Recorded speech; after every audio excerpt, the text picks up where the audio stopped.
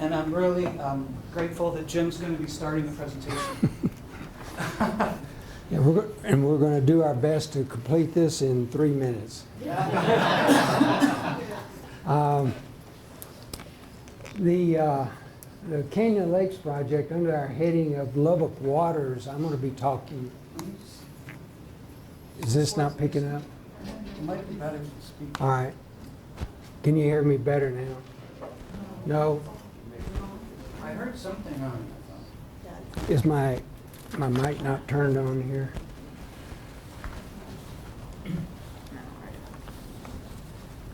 I kind of heard a voice. That is good to go right there. Again, this is where I invite. Okay, while we're looking for this, I'll just keep talking. So, the Canyon Lakes project actually began in 1967 as a concept in the Lubbock Planning Department. It was kind of a two-pronged reclamation project. First of all, it was reclamation and restoration of the Yellow House Canyon from the North Loop 289 to South Loop 289, just upstream from South Loop 289. To give you an idea of scale on this map, that is 1 mile.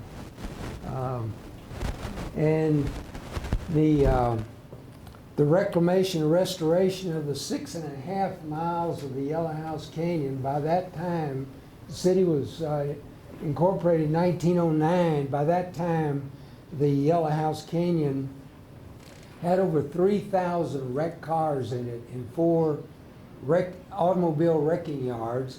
It had 4 caliche mines, a concrete batch plant, an asphalt batch plant, ready-built home, debris dumping, and even a city of Lubbock sanitary landfill back in this area down here. So it had been pretty much desecrated. So one, we wanted to reclaim the land. Second, we wanted reclamation and reuse of the city's effluent water. The city for over 40 years had been taking their water from the Southeast Water Reclamation Plant. Most of you would recognize that as the sewer treatment plant. Taking that water and putting it out on about a 3,000 acre agricultural area, and had been doing that for 40 years. And it actually created a perched water table underneath that agricultural area.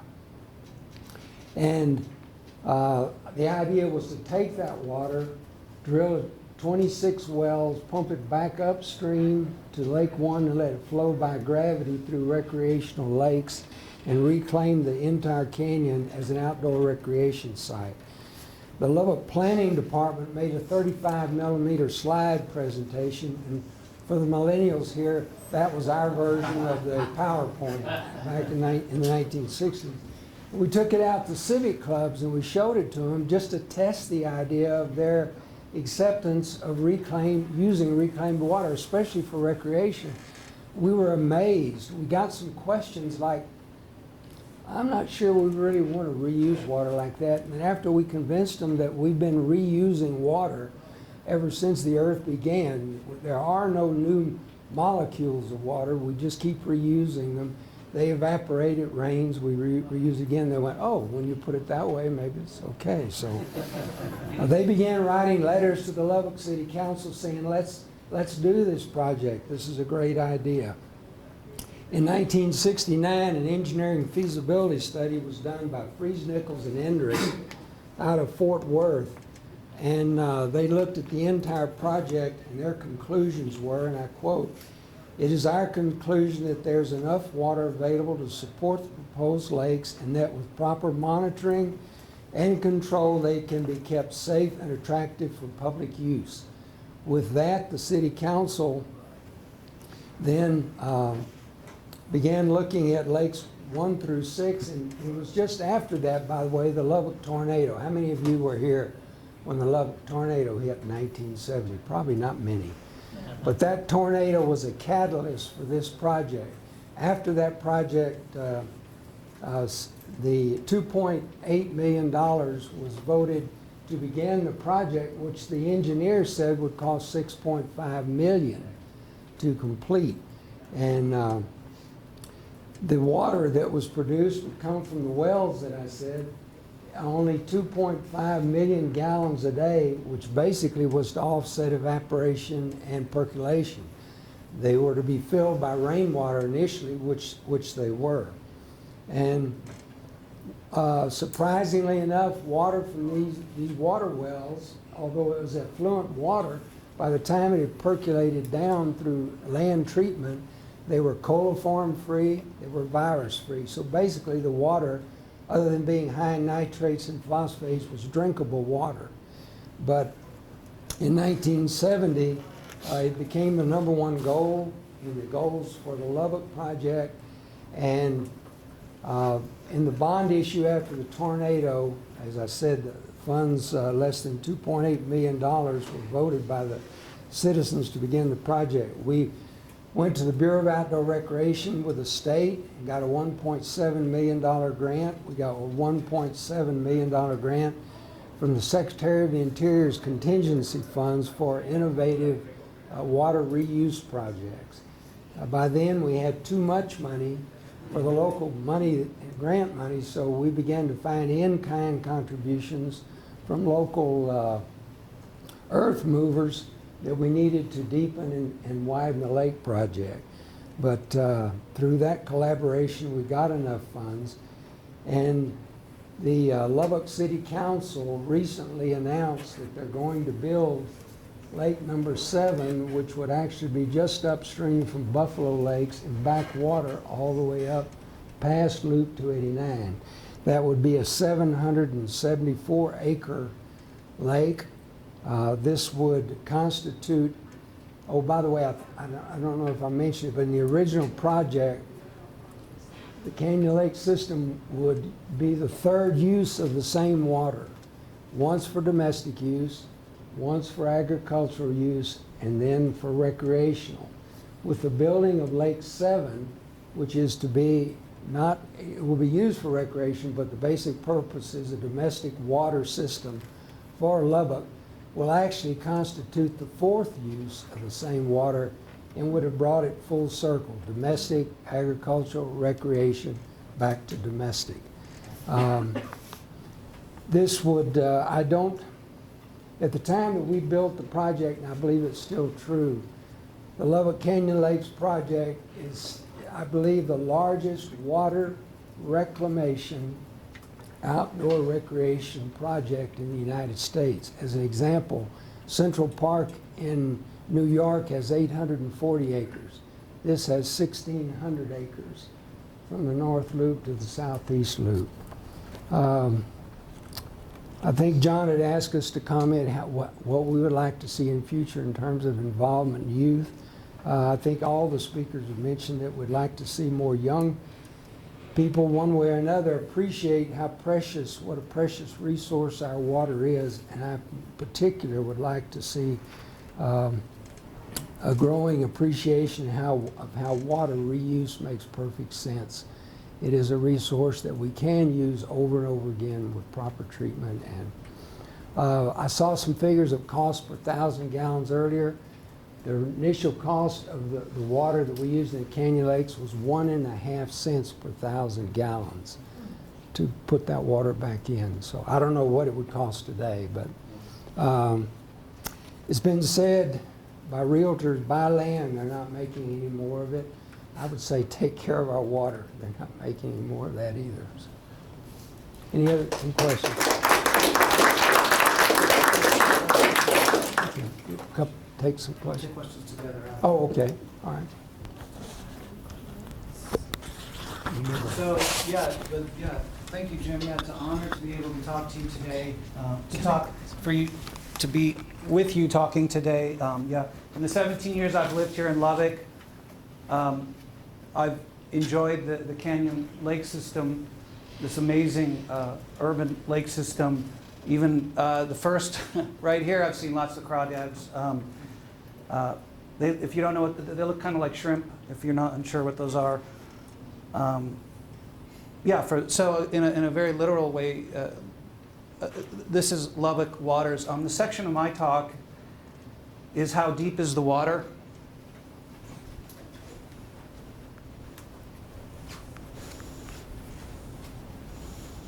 Oh, thanks.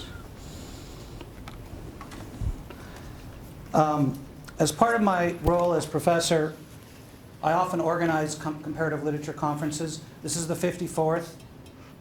Our last in-person comparative literature conference was held 2 years ago. 2 graduate students, one in the English department and one in Spanish, inspired the theme and helped organize this conference titled Indigeneity. For the Indigeneity Comparative Literature Conference 2 years ago, I invited Comanche artist and poet Juanita Padaponi to speak. So this year's Perspectives on Water on the Llano Estacado Symposium is dedicated to her. Juanita is no longer with us, but here's a recording of her voice from an interview. This is not from the conference, it's another interview that she's done. It basically describes her artistic process. We got to see an amazing description of an artistic process yesterday, and this is how Juanita describes her own. I'm not hearing a lot.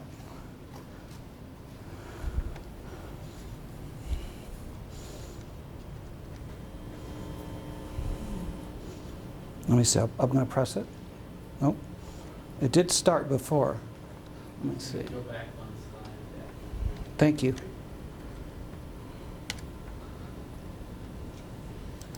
I had a piece that had a Comanche name, and the translation was "Our land is dry," and it had to do with that early memory of looking at the dried up land and seeing the geometric pieces. And I had this sandstone that I had for a period of time, and because I'm a found art artist now, I know that. I step up and claim that for myself, is that I'm always collecting things. I collect things on roads. People are looking at, when they travel, are looking ahead and looking around. I'm looking down because I'm looking for something that I can use in my art. And so I had this stone, and I decided to carve it into sections because some of it had already been done. And I decided to continue that design. And I looked at a lot of different examples of that to come up with one of the images that I liked. I sandblasted all these little areas, and then I wanted to, because it had, the theme was water and the conservation of water, I wanted to incorporate my name into this piece. And it was Parapuni is the Comanche pronunciation of Padaponi, anglicized. So Parapuni, Pa means water, and Namuni or Kamuni, Ikamuni, look at it, means see how deep the water is. And it comes from a historical little journey of a... The symposium acknowledges Juanita and honors her. It celebrates the creative inspiration and the importance of her life and her name. All the talks in some way have thought about her name. We are looking, we are wondering and exploring Padaponi. That is, we examine from our vantage, and we're asking how deep the water is. So even though all the speakers at the conference come from different disciplines, we have something different to say. As people have mentioned, and I thank Alex, for example, for mentioning the project with the high school professors that he's doing up in Canyon. Hopefully we can do some sort of collaborative work, especially, you know, in the education of school-aged children. I'm currently teaching here at Texas Tech. Yes, we teach all the students in the classroom graduating this semester. In my undergraduate class, I teach another graduate work. I've asked more. I consider all of these students more than me as shaping the future about water. 2 weeks ago, we studied a folk song, and I'm going to conclude just talking about the folk song. It's about a young man of about their age, and he died in this region about 150 years ago. Let's see. Oh, that's, okay, yeah. His name was Manuel Mais. This song has been sung since the 1870s in this region. I recently collaborated, that's what this is about. It's a picture from a children's book, and also the result of my collaboration. This is a musical notation of one of the songs. As part of the collaboration, we gathered all the existing versions of the song. Tim was great. Some of his students put musical notation on the songs. This is a recording from one of the versions of the songs.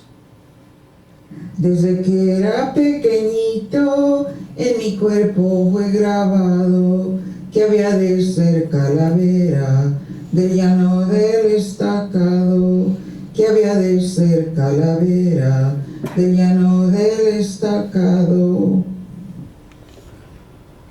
So the lyrics of the song are in the voice of Manuel, although Mary Sandoval, is singing, thanks to TJ's teacher who's here with us today, Enrique. He made the recording of it. So even though he's died, this Manuel in the poem, he's singing. He lets us know that ever since he was little, he had a haunting premonition that he would end up a skull or calavera here on the llano. Here's one more stanza. A orillas de una laguna donde me iban a enterrar, como el nopal sin la tuna, joven te vas a quedar, como el nopal sin la tuna, joven te vas a quedar.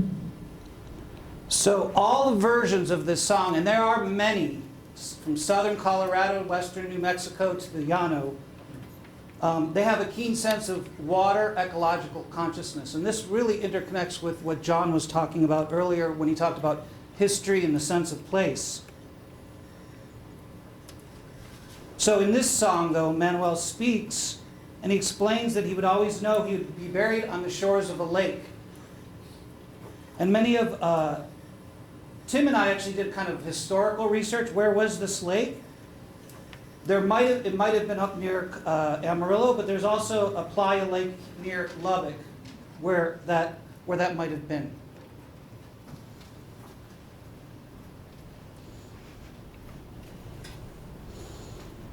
I've learned from Daryl Birkenfeld's Playa Lake, which is a Playa Lake classroom on his property, a lot about Playa Lakes. They're recharging and really fast, and we're going to get here right after lunch about what some people and how that's working.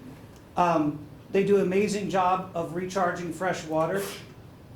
And with respect to the question that I posed everybody, I'll give my own answer. I'm hoping that teachers and community stakeholders take inspiration, that my perspective or my vision will also help educate in the creation of teaching modules or even a museum. One idea of a museum is an inspiration from this guy, which, like the bird that John was describing, I don't know if we can find out how long, but it's survived many extinctions, and we've seen them on our own field trip on this particular conference. Again, what's going to really happen as a result of this conference most likely won't be designed by me, but in this case, I was inspired thinking about the borough, possibly making this human size, and learning about water in that place. So last week, I asked my students as part of the class in Spanish, and it was a complicated Spanish sentence, what would you do in your design? Everybody, and a bunch of you guys are here. I'm really glad to see you out here. They talked about awesome experiential things, like kids go in, create water filters, rain rooms, and one of my favorite was all the connections made between everything they said in just literally 10 minutes.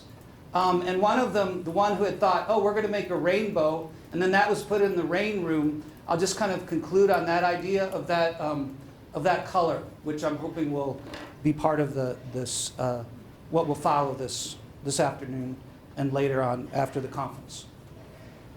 These are just taken from the same place where I saw the crawdads, which is the first lake in the system that Jim created during the tornado, or after the tornado. This is actually taken from another, someone who wanted to create a different sort of experience for kids traveling through an area. There's also interesting water things that go on in this particular space. That's from a strange place in Portugal, believe it or not. So, okay, that's all. So we'll both answer questions for a few minutes.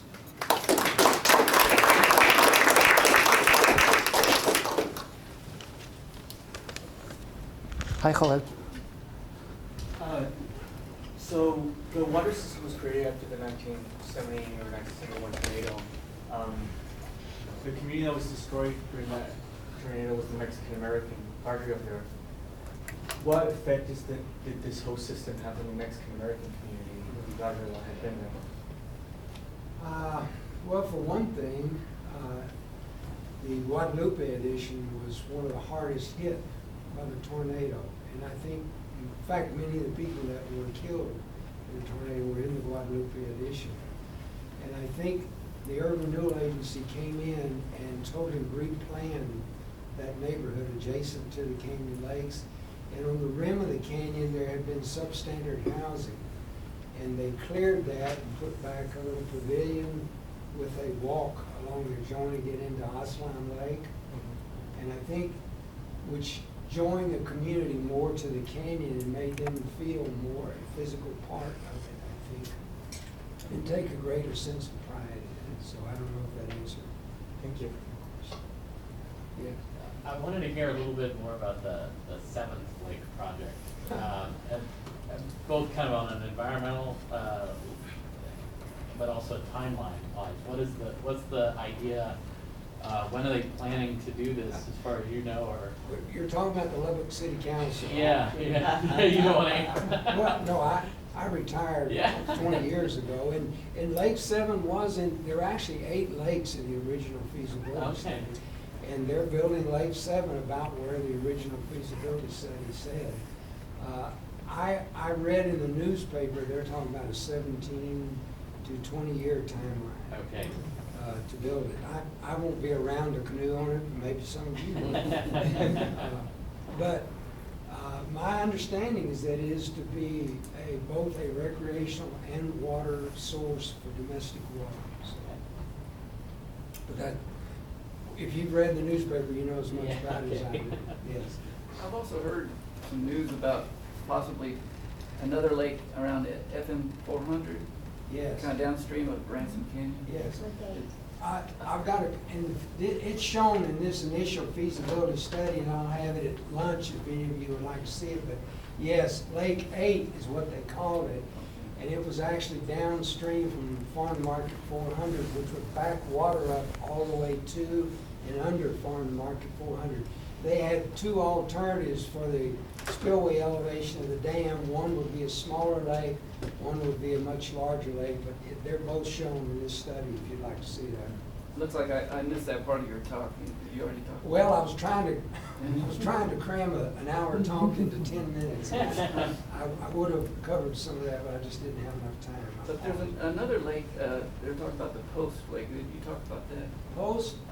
Down by Post, they're gonna dam the North Fork I before it don't gets know to Lake anything Allen. about that one. It wasn't a part of this system. This initial study only went to Lake 8. And someone in the room might know something about that one, but I'm sorry. I don't. Yes. Thank you for your talk. I heard you talk a few months ago, and you had all these amazing images of what that looked like with the garbage and the tornado. Where are those images located? Well, again, Are they in a collection? that was almost a 45-minute talk. I was allowed 10 minutes for it. He has the power. I'll still have those, and I'd be glad to share them with anyone that would like to see them, but at another time. I just didn't have time. Yeah, and I can follow that up. We've been having discussions since he gave that talk. Those images, they're pictures from Lubbock from 50 years ago.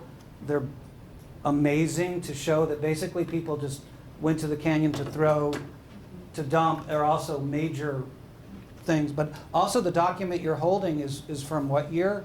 Which was given to convince the city to do something, if I'm not. The city council, if you can believe, this entire study was done for $25,000.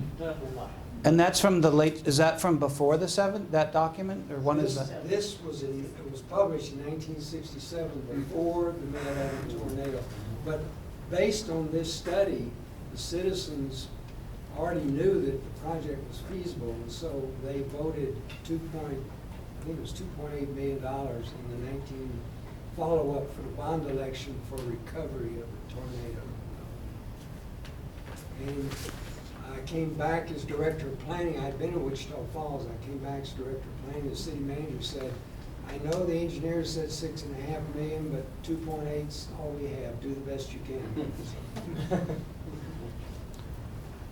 Yeah, and one more thing, Carol, maybe after lunch we're going to have a brief kind of follow-up session in the afternoon right before our concert, and I can answer that question more because I think it's going to depend on how people where they want to take it. But those images we will somehow make public, and I'm sure if individually people want them, Yes. we can get them to you. Yeah.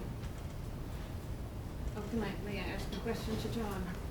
I just wanted to say, first of all, thank you very much for organizing this really riveting conference. And I suppose also to Sarah, to thank her too, and all the others who are behind the scenes. But I was really, really intrigued by your expose, and especially this idea of a museum of water. And you were inspired by the prairie dogs and their home. But I was wondering, that serves as a symbol of perhaps the Ogallala aquifer, that water is in the depths of the rock. But I'm wondering, have you thought of how you could symbolize the oceans, given that in an earlier expose we saw how so much of the Ogallala water actually ends up in the oceans, and not to mention the current, crisis of our oceans right now. Have you thought of perhaps a way to symbolize that in the museum that you may very well build in the future? Okay, I'm not going to build a museum, that's No, for sure. I'm I trying to will egg be you on. happy though to, again, in fact, in my class, we're reading a story called Water Museum, and some poems called Water Museum. In a lot of ways, to me, a museum means it's no longer there, and these stories sort of make fun of that. I do see this place as an educational, fluid place, but I will answer you very concretely. I thank the other John for coming here and telling us about a deeper history. He's helped me over the last couple of years, and I've been very interested in armadillos. For those who aren't from here, we don't have armadillos here, but there were many armadillos here before. In fact, if you go out to Lubbock Lake Landmark, you can see what John and all the people on his teams have found, and they've created sculptures. So I do have a very specific idea, a story about a person who is living with these animals that are now extinct, but it's just a certain little creative thing that I would love to share and somehow let people know about. I'm happy to give it to you. We could talk about it. So basically my short answer to you is I do think we should include not just what we consider to be history or prehistory, but sort of thinking about time flow as water flow.